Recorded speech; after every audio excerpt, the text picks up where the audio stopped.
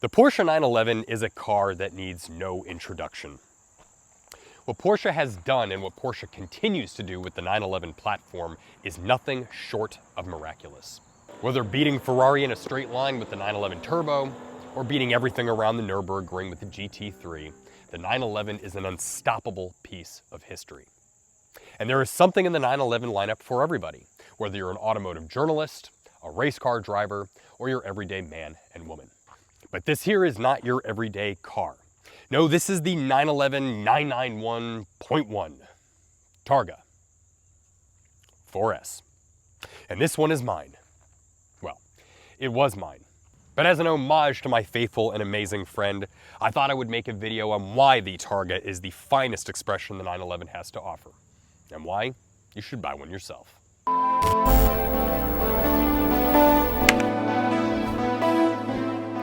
Let's talk under the hood for a moment. Oh shit, wait. Let's talk under the hood for a moment. Now, I'm embarrassed to say that this is about the best that I can do. See, most modern 911s don't allow you to see the engine without taking off the rear bumper, so this is just going to have to suffice. But the 991.1 was the final generation 911 to offer the 3.8 liter flat six engine. And my God, does she scream.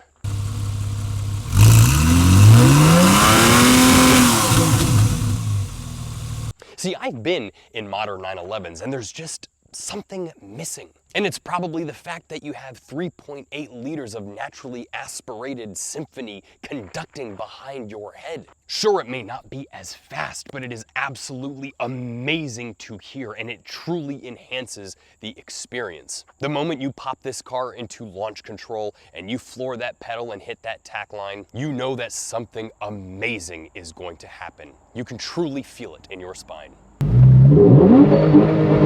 There are plenty of things that make the 911 so good, from the rear seats that can fit a baby to the front that can fit all the crap you bought from Costco.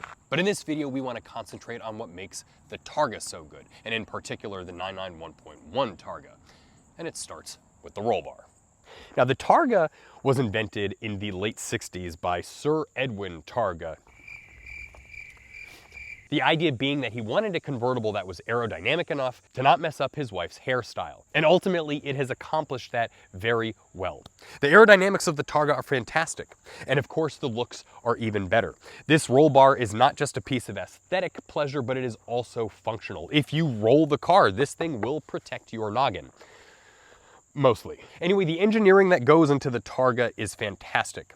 See, the old Targas, you of course had to do it manually, but these new ones, well, they do everything on their own. Let me demonstrate to you for a moment how the Targa does its magic.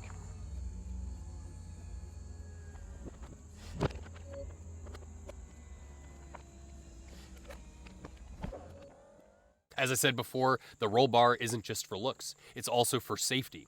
See, a normal cabriolet has vinyl windows that somebody can take a knife, cut open, and get into your car.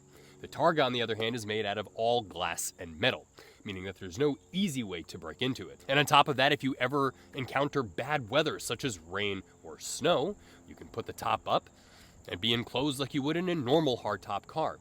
But then on those beautiful sunny days when all you want to do is get behind the wheel and drive, you can take the top down and flow through the curvy streets of Targa Florio while embracing Mother Nature herself. But you may be thinking to yourself, wow, that fancy little roof must add a lot of weight and subsequently makes the car quite slow. On the contrary, see, the Targa offers a GTS model which does a 0 to 60 in 4.1 seconds. This particular one, which is a 4S, does it in sub 4.5. It is no slouch. It is the pure definition of fast enough. You will not be able to take this car to its max performance on any United States road. So all you'll have is nothing but pure sporty enjoyment. Now, before we take this girl for a test drive, there's a couple of things I want to talk about with the interior of the 911 Targa. Being one of the top trims of the 911, it offers one of the best cockpits that you can buy. Most 911 cockpits are arguably about the same, but the Targas, the Turbos, the GT3s, they offer things like better metals, carbon fiber. I've got a little kind of fake carbon fiber trim piece right here. That was too cheap to buy the real carbon fiber. But ultimately, when you're building out your 911, you're going to want to get some of the upper end luxuries anyway, such as the Sports Chrono package, the Bose or Burmeister radio, which I'll get into a little bit more momentarily, the better quality seats, and then of course, the emblem stitched onto the headrest. It's not really a 911 if you don't have the Porsche emblem on the headrest, just saying. Now, I have tested both the Burmeister and the Bose radio side by side, and while the Burmeister is no slouch, the Bose is almost just as good. I mean, the Bose stereo in this car is nothing short of phenomenal. It is maybe one of the best radios I have ever had in a car. Thus, I don't really see the need to upgrade to the Burmeister. I have a feeling distinctly that you may not get most of your money back with a Burmeister radio, which is why people don't tend to option them out. But nevertheless, I mean, whatever, teach their own. But things that you will want to, of course, do is get Sports Chrono. Of course, I really enjoy the Porsche Sport exhaust as well. Now, some people option to get their own aftermarket exhaust, but I like having the little button where I can make it sort of like quieter and noisier on the fly. But where I really think the 991.1 shines is its tech, or lack thereof. See, the 2016 991.1 was the final year before they started offering Apple CarPlay among some other luxury technologies, such as adaptive cruise control, blind spot monitoring, things like this. But the 991.1 doesn't have any of that crap. Because let's be honest, you don't need it. In terms of Apple CarPlay, I've always found that using the Bluetooth in connection with the stereo here was the best option there. And then in terms of things like adaptive cruise control and blind spot monitoring, I don't actually like those features on my other cars. No, the 991.1 is the final 911 that just feels more like a car. It doesn't have all these fancy gadgets and driving aids to make it seem like you are not in control of the vehicle. No, this has the big, loud, boisterous engine, and it just lets you drive. See, there is at no point when I am driving this vehicle that I don't feel like I'm in control, and I absolutely love that. My hands are connected to the road, and that is what a pure driving experience is. Anyway, enough chit-chat. Let's drive the thing.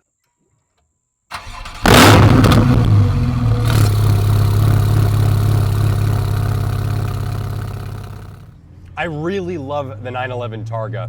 It drives so well. The steering is so unbelievably precise. It's fast, it puts your ass in the seat, and most of all, it is quiet. Even with the roof down, you can have a conversation with somebody. I just love that about the Targa. Thanks. And see, at no point does it not turn heads. I just had a construction worker give me a compliment on the car. It's amazing. And it's not so ostentatious, right? It's not like a Lamborghini or a Ferrari when you pull up to a gas station and everybody immediately wants to know your tax return. No, there's something just a little bit more classy about the 911, especially the Targa. I mean, this is the car that you take to go to like Charlottesville with your wife, to have a bottle of wine and eat cheese and crackers and just enjoy life. That is the Targa. There has never been a moment where I've wanted more power out of the Targa. I want to be very clear about that thing. Again, this one does a 0 to 60 in 4.5 seconds.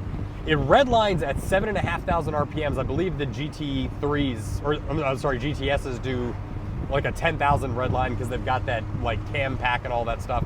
But nevertheless, I mean, this thing is quick. You will just never find yourself not having enough from this car. And see, that's the thing. Yes, a turbo is faster, but it's not as fun. And it is a little more flashy, and yeah, the turbos look fantastic. I mean, this is not sour grapes. I love the turbo. But it's also like, it's not the GT3 either, where it's impossible to drive this thing on a normal road. I mean, this thing is just good to drive anywhere, everywhere, at all times. But nothing in life is perfect, and there are a few things I don't care for. First thing is the lobster tail grille. I really like how on the GTS models, and then also on the 991.2s and 992s, the grille is black to make it look more like the old vintage grills on the older Targas. Just looks a little bit more, I don't know, a little sportier. The lobster tail that has the paint match just looks a little goofy. Another thing I don't like is the stereo system. While the speakers on it are fantastic, as I mentioned before, there's this weird quirk that if you listen to Bluetooth, and when you turn the car off, it will default back to the radio. But the problem is that the radio volume is quieter than the volume from the Bluetooth. So unless you turn the volume down every single time you get out of the car, the second you turn it back on, it's going to blast out your eardrums. And then I guess the final thing would just be the price tag. See, the Targa already has a premium price tag over its 911 brothers and sisters. And if that isn't bad enough, if that Targa roof ever breaks, you're gonna have to take a mortgage out on your house. All of that engineering and Targa magic just comes at a bit of a financial setback. There's something to be said about a car that is civilized on normal roads, but then an absolute savage on the racetrack. I took this thing to VIR once, and it was absolutely a beast. It cornered so hard it damn near broke my neck. I mean, look at the size of those rear tires. They're the size of the moon. As I mentioned before, the technology in the 991.1 is just a little bit more pure. See, the 992, as beautiful as the interior is, it just has a lot going on, and sometimes the controls can be a little bit cumbersome. I've experienced that myself, and from other 992 owners, I've heard the complaints. And basically, it's just not quite as intuitive. And the 991.2 is, of course, a slightly modern departure of the .1. They just sort of added a couple more bells and whistles. But, you know, if you just want the pure driving experience, I mean, the .1 is where it's at. I mean, this is just the kind of car that when you're driving it, you can't be mad. Everything in the world is right. Life is good. So there you have it. The reason why I think the Targa is the best possible 911 is because it's fast, it's beautiful, and it's functional. Even though I'm leaving the 911 right now, I will absolutely get another one again someday. Having 2 kids, it's a little hard to justify keeping this thing collecting dust in my garage, but eventually when those 2 little rugrats are graduated and out of my house, I will have my 911 again. Now, before we wrap this video up, there is one final story I would like to tell. My grandmother was from Stuttgart, Germany, and my grandpa pretty much single-handedly got me into cars, which may or may not be a good thing considering there are moths flying out of my wallet. Were it not for their heritage, their support, or their influence, I could be stuck in some piece of crap like a Lamborghini. The 911 will go down as one of the most amazing machines in history. I mean, hell, it's been around for more than 50 years. This car turns heads, it's been reliable, and damn, is it fun to drive. But alas, sometimes life happens, and this is not so much a goodbye, so much as I'll see you again someday soon. Auf Wiedersehen, if you will. Anyway, thank you so much for watching this video. It really means a lot to me. It's time to take my final drive into the sunset.